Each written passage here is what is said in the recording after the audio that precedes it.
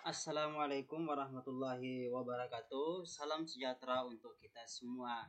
Kembali lagi bersama kami di Cita-Citaku. Kali ini kami akan membahas sedikit dan singkat materi berkaitan dengan radikalisme. Nah, untuk radikalisme sendiri ini merupakan salah satu subpokok pembahasan dalam tes TWK CPNS tahun 2021. Nah, kami telah membagi beberapa bahasan hal-hal yang harus kita pahami tentang radikalisme. Yang pertama berkaitan dengan definisi radikalisme, kemudian bagaimana sejarah radikalisme, ciri-ciri radikalisme, kemudian faktor-faktor penyebab timbulnya radikalisme, kemudian sisi positif dan sisi negatif dari radikalisme, dan selanjutnya bagaimana bentuk pencegahan radikalisme. Nah, jadi radikalisme itu merupakan salah satu masalah yang dihadapi banyak negara di dunia. Radikalisme terutama dalam konteks politik dikaitkan dengan pandangan ekstrim dan keinginan untuk perubahan sosial yang cepat. Radikalisme adalah konsep dengan arti yang sangat luas. Nah, menurut para ahli, pengertian radikalisme itu adalah suatu ideologi atau ide atau gagasan dan paham yang ingin melakukan perubahan pada sistem sosial dan politik dengan menggunakan cara-cara yang kekerasan, ya, cara-cara ekstrim. Nah, sebenarnya inti dari radikalisme ini adalah sikap dan tindakan seseorang atau kelompok tertentu yang menggunakan cara-cara kekerasan dalam mengusung perubahan yang diinginkan. Kelompok radikal umumnya menginginkan perubahan tersebut dalam tempo singkat dan secara drastis serta bertentangan dengan sistem sosial atau peraturan yang berlaku. Jadi, radikalisme itu adalah sebuah paham mengubah atau mempengaruhi kondisi sosial politik suatu negara dengan cara ekstrim, meneror, dan lain sebagainya. Nah, radikalisme ini itu harus dipaham oleh setiap orang, ya. Radikalisme ini merupakan sebuah aliran yang terkait dengan perubahan besar dan ekstrim, gerakan yang sudah ada sejak abad ke-18 di Eropa. Dan kini radikalisme adalah konsep-konsep yang banyak ditentang dan diperangi karena banyak terkait dengan kekerasan, teror, pembunuhan, dan kejahatan-kejahatan lainnya. Nah, jadi radikalisme itu ada beberapa bentuk-bentuknya. Ekstremisme atau terorisme. Jadi kelompok-kelompok ekstrim atau kelompok teroris itu disebut kelompok radikal karena melakukan cara apapun agar keinginan mereka tercapai, termasuk meneror pihak yang tidak sepaham dengan mereka. Walaupun banyak yang mengaitkan radikalisme dengan agama tertentu, tapi sebenarnya bukan sebenarnya berkaitan dengan agama, ya. Bukan dengan agama. Tetapi ya menyangkut hal yang sangat luas, multidimensi, masalah budaya, politik. Nah, ini juga. Jadi salah jika selalu radikalisme ini dikaitkan dengan agama. Meskipun sebenarnya ya memang banyak kelompok-kelompok radikal berafiliasi dengan agama tertentu, tetapi agama sendiri tidak pernah mengajarkan seperti itu.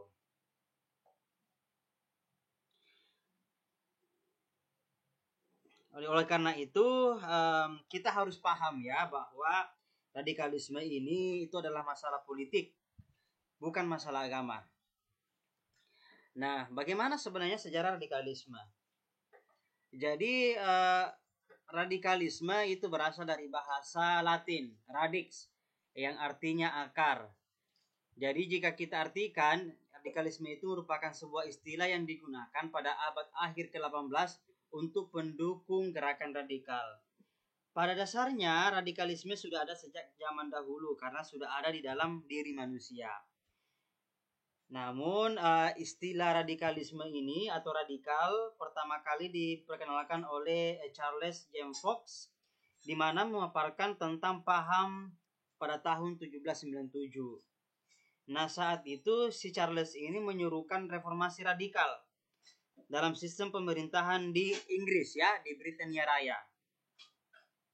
Nah, reformasi tersebut dipakai untuk menjelaskan pergerakan yang mendukung revolusi parlemen di negara tersebut. Dan pada akhirnya ideologi radikalisme tersebut mulai berkembang dan kemudian berbaur dengan ideologi liberalisme. Nah, jadi saya ingin menyampaikan bahwa istilah radikalisme ini ya bukan, sekali lagi, bukan masalah agama. Karena ini dimulai dari Inggris yang memang sejak tahun 1797. Nah, seperti kita ketahui bahwa radikalisme sering sekali dikaitkan dengan agama, padahal sebenarnya tidak ada hubungannya. Nah, ada beberapa kegiatan-kegiatan kelompok-kelompok teroris, radikal, peneror, seperti misalnya kelompok ISIS atau Islamic State of Iraq and Syria yang melakukan teror terhadap negara-negara di dunia dengan menyebutkan simbol-simbol agama Islam dalam setiap aksi teror mereka.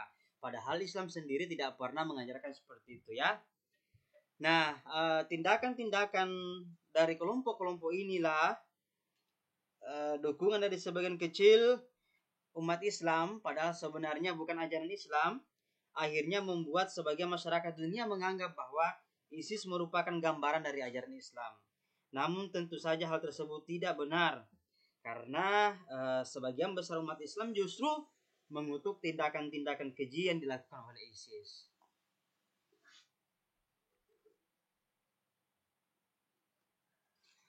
Nah, kemudian bagaimana bentuk-bentuk atau ciri-ciri radikalisme?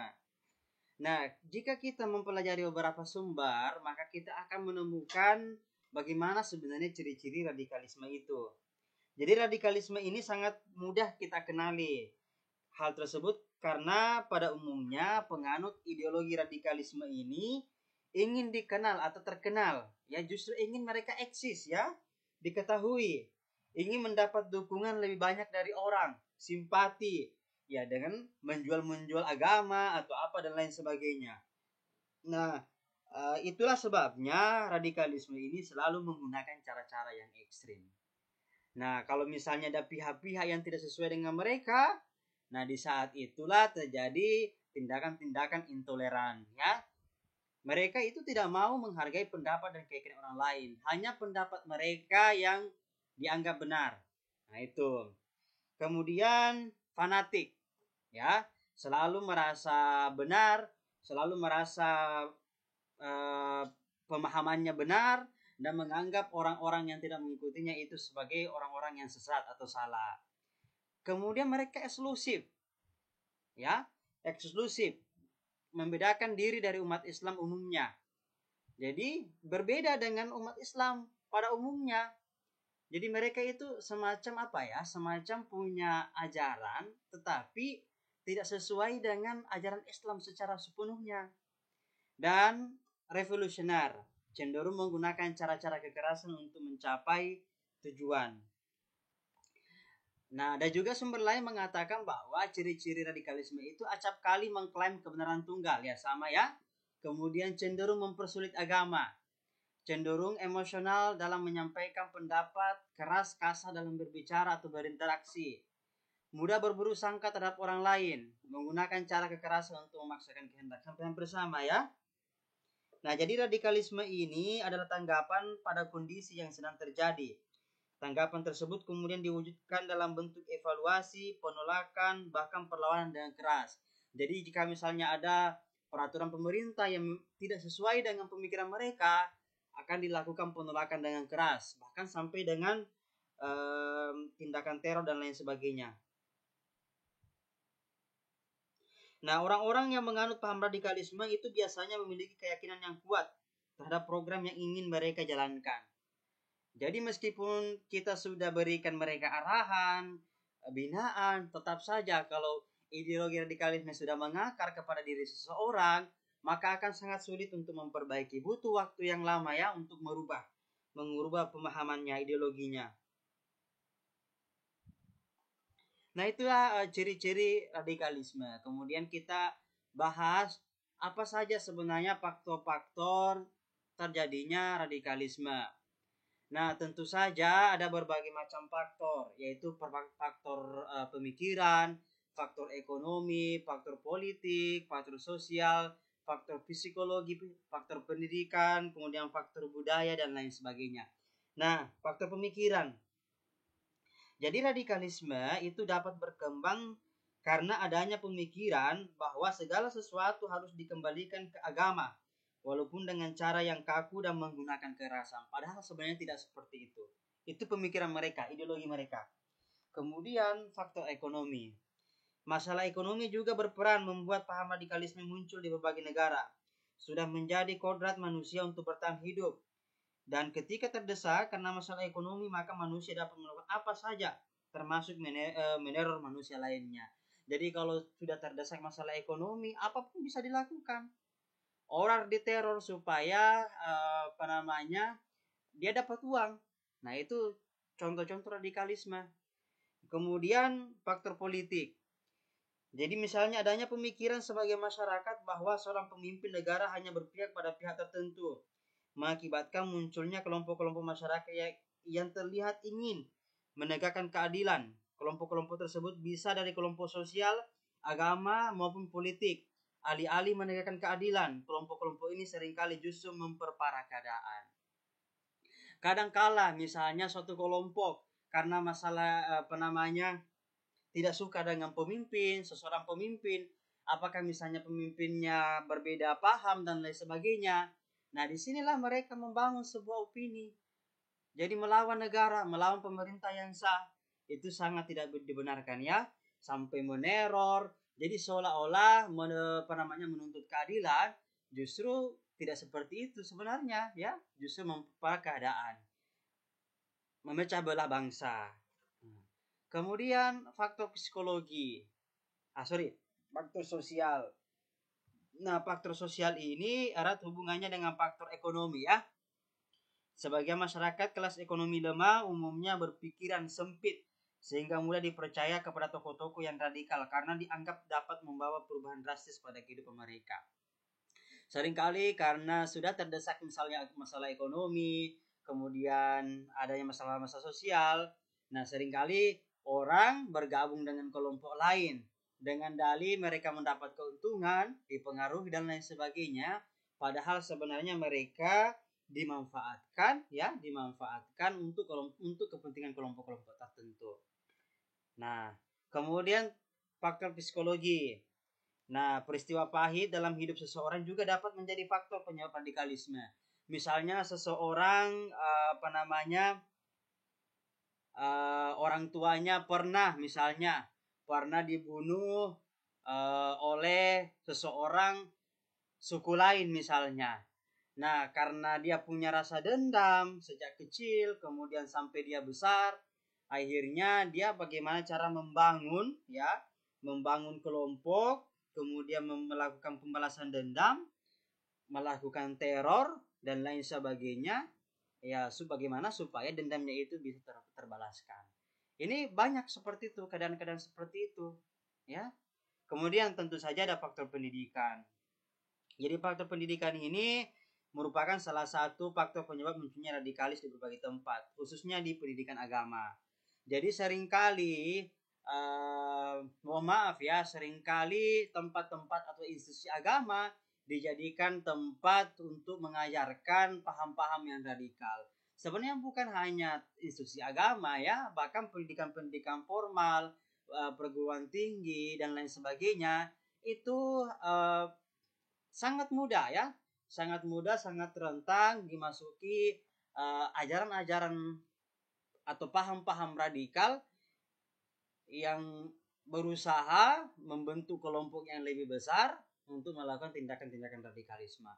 Jadi perlu hati-hati kita sebagai orang tua harus melihat di mana anak-anak kita melakukan pendidikan seperti apa dan lain sebagainya. Itu harus pembelajaran apa yang mereka dapatkan itu harus kita perhatikan.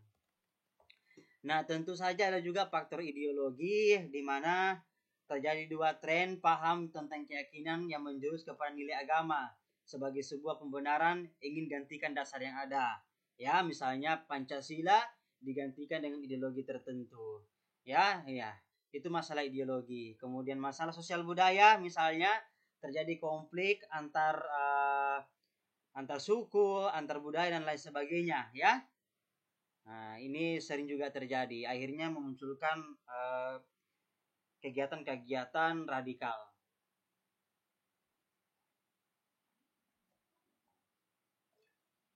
Nah, sebenarnya radikalisme ini punya sisi positif, ya. Namun tentu saja lebih besar sisi negatifnya.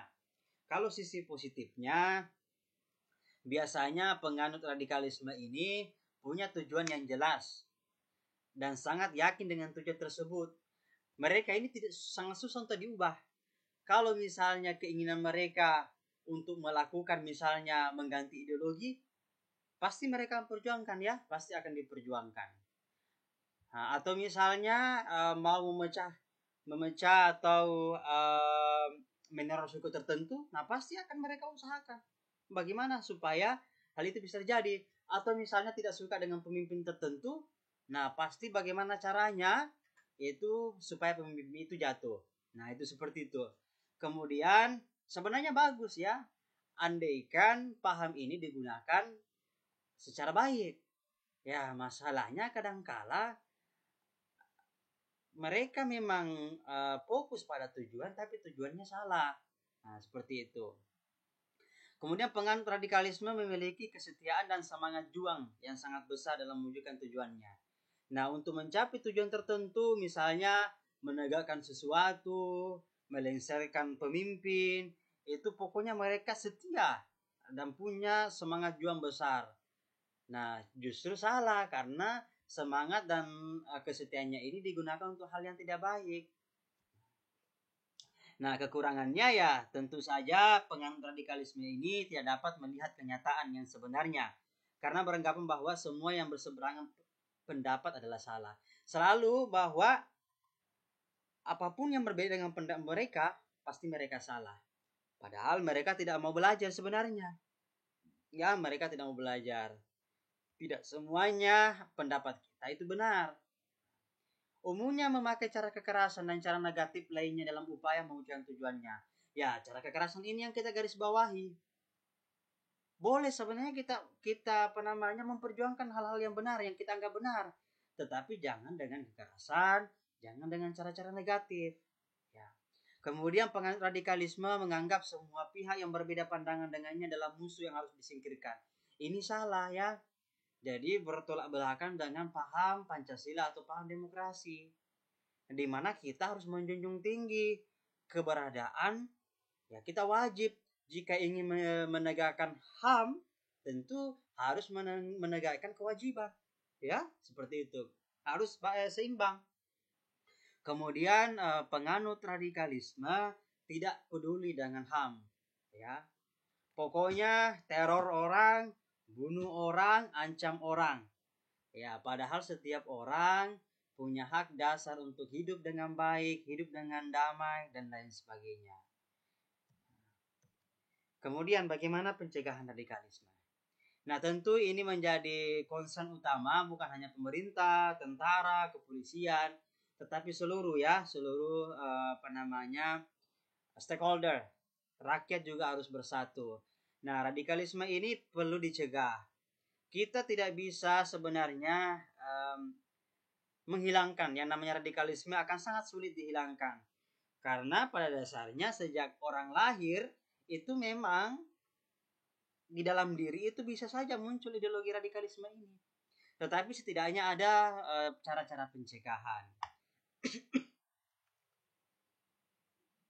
Nah, misalnya bagaimana kita memperkuat pendidikan kewarganegaraan atau civic education dengan menanamkan pemahaman yang mendalam terhadap 4 pilar, yaitu 4 pilar kebangsaan, yaitu Pancasila, Undang-Undang 1945, NKRI, dan Bhinneka Tunggal Ika, maka pemahaman orang terhadap ideologi Pancasila itu akan semakin baik, sehingga ideologi radikal itu dapat diminimalisasi, dapat dikurangi. Oleh karena itu, ya, pemerintah mewajibkan pendidikan kewarganegaraan ini ada di semua jenjang pendidikan, mulai dari SD, SMP, SMA sampai di perguruan tinggi. Di perguruan tinggi semua jurusan ya wajib untuk mempelajari pendidikan kewarganegaraan. Kemudian perlu kita arahkan para pemuda kita pada beragam aktivitas yang berkualitas, baik di bidang akademis, sosial, keagamaan, seni budaya maupun olahraga. Jadi pemerintah di semua jenjang, mulai dari jenjang atas sampai desa, RT RW, itu bagaimana supaya pemuda-pemuda ini diberikan aktivitas sosial, aktivitas akademis, agama, budaya, olahraga, sehingga mereka punya kesibukan. Mereka tidak mudah dirasuki oleh ajaran-ajaran atau paham-paham radikal. Kemudian memberikan pemahaman agama yang damai dan toleran sehingga pemuda tidak mudah terjebak pada arus ajaran radikalisme. Dalam hal ini peran guru agama ya, bukan hanya guru agama sebenarnya, semua guru orang tua ya perlu mengajarkan agama di lingkungan sekolah, dan para pemuka agama, ustaz, masyarakat itu sangat penting ya, terus menerus untuk memberikan edukasi, memberikan pesan-pesan damai dari ajaran agama perlu dikedepankan dalam pelajaran maupun ceramah-ceramah keagamaan. Semua agama, jangan hanya Islam saja, semua agama harus proaktif ya untuk memberikan pesan-pesan damai. Kemudian yang paling penting juga adalah memberikan keteladanan kepada pemuda. Sebab tanpa adanya keteladanan dari para penyelenggara negara, tokoh agama, orang tua, serta tokoh-tokoh masyarakat, maka upaya yang dilakukan akan sia-sia. Tidak akan sangat sulit untuk mengurangi paham radikal, kegiatan radikal jika tidak ada teladan dari orang-orang di sekitarnya. Ya, jadi keteladanan juga sangat penting. Kemudian seperti yang kita sebutkan masalah radikalisme. Radikalisme erat juga kaitannya dengan terorisme ya, karena kan kita meneror. Nah, di Indonesia sendiri ada beberapa aturan-aturan yang mengatur bagaimana pencegahan dan pemberantasan tindak pidana terorisme. Misalnya Undang-Undang Republik Indonesia Nomor 9 Tahun 2013 tentang pencegahan dan pemberantasan tindak pidana pendanaan terorisme. Bagaimana supaya kegiatan terorisme ini dapat dicegah pendanaannya. Karena mereka butuh dana. Dengan menahan dana itu, dana yang digunakan untuk beli senjata, beli bom dan lain sebagainya, maka bisa minimalis, dikurangi ya, dihilangkan. Kemudian ada juga Undang-Undang Nomor 5 Tahun 2018 tentang perubahan atas Undang-Undang Nomor 15 Tahun 2003 tentang penetapan peraturan pemerintah pengganti Undang-Undang Nomor 1 Tahun 2002 tentang pemberantasan tindak pidana terorisme menjadi undang-undang. Nah, berdasarkan aturan-aturan yang ada beberapa bentuk pencegahan tindak pidana terorisme. Yang pertama, kesiapsiagaan nasional. Ini merupakan suatu kondisi siap siaga untuk mengantisipasi terjadinya tindak pidana terorisme melalui proses yang terencana, terpadu, sistematis, dan berkesinambungan. Kesiapsiagaan nasional dilakukan melalui pemberdayaan masyarakat, peningkatan kemampuan aparatur, perlindungan dan peningkatan sarana prasarana, pengembangan kajian terorisme, serta pemetaan wilayah rawan paham radikal atau paham terorisme. Kemudian ada kontraradikalisasi. Nah, kontraradikalisasi ini adalah proses yang terencana, terpadu, sistematis, dan berkesinambungan yang dilaksanakan terhadap orang atau kelompok orang yang rentan terpapar paham radikal. Biasanya ini untuk anak-anak muda ya. Jadi kontraradikalisasi dilakukan secara langsung atau tidak langsung melalui kontranarasi, kontrapropaganda, kontraideologi. Yang dimaksud dengan kontranarasi, kontrapropaganda atau kontraideologi adalah upaya untuk melawan paham radikal terorisme sebagai bentuk lisan, dalam bentuk lisan, tulisan, dan media literasi lainnya. Kita mau melawan radikal ini dengan kontra narasi, kontra propaganda, dan kontra ideologi dengan bentuk lisan, tulisan, maupun literasi media. Dan selanjutnya ada deradikalisasi. Jadi merupakan suatu proses yang terencana, terpadu, sistematis, dan berkesinambungan yang dilaksanakan untuk menghilangkan atau mengurangi dan mengembalikan pemahaman radikal terorisme yang terjadi. Deradikalisasi dilakukan kepada ada beberapa. Yang pertama tersangka, terdakwa, terpidana, narapidana, mantan narapidana terorisme, atau orang atau kelompok orang yang sudah terpapar paham radikal terorisme. Nah, deradikalisasi terhadap orang sebagaimana dimaksud ini itu dilalui dengan beberapa tahapan. Apa itu? Yang pertama, identifikasi dan penilaian, rehabilitasi, reedukasi, dan reintegrasi sosial. Nah, kemudian deradikalisasi juga terhadap orang atau kelompok, ya, seperti yang saya sebutkan tadi, itu dilaksanakan melalui pembinaan wawasan kebangsaan, pembinaan wawasan keagamaan, atau dengan pembinaan wawasan kewirausahaan. Nah, kenapa harus kewirausahaan? Ya, dengan berwirausaha tentu penyebab atau faktor sosial atau ekonominya bisa dikurangi, ya. Nah, biasanya kalau orang sudah sejahtera, akan bisa mengurangi yang namanya paham-paham radikal. Nah, demikianlah teman-teman sekalian, Bapak Ibu, sedikit pembahasan tentang radikalisme. Nah, jadi pembahasan ini cukup singkat sebenarnya. Jika ada Bapak Ibu ingin menambahkan, mungkin bisa dituliskan di kolom komentar. Jika teman-teman suka dengan video ini, silakan klik tombol like dan share ke media sosial.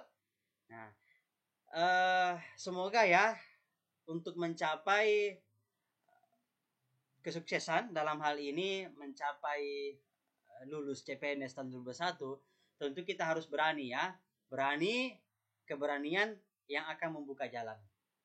Tetapi ingat bahwa bukan hanya keberanian dalam membuka jalan, tapi bagaimana kita konsisten untuk menyelesaikan. Dalam hal ini konsisten untuk belajar, sehingga kita akan menghasilkan hasil-hasil dari persiapan CPNS ini yang maksimal. Demikian dari kami, terima kasih. Wassalamualaikum warahmatullahi wabarakatuh.